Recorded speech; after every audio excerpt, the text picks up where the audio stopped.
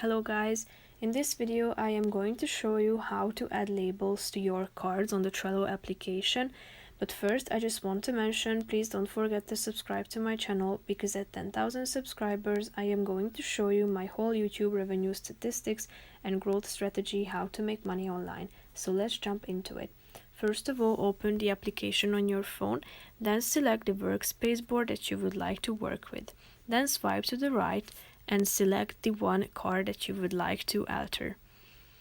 Then scroll down to the label section and click on it. Now you are ready to choose from the 7 colors that are available for you.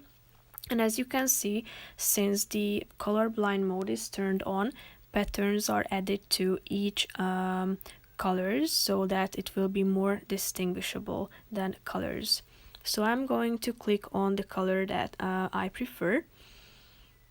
And then if you go back to the previous page, you can see that the blue color with the pattern has been added to this card.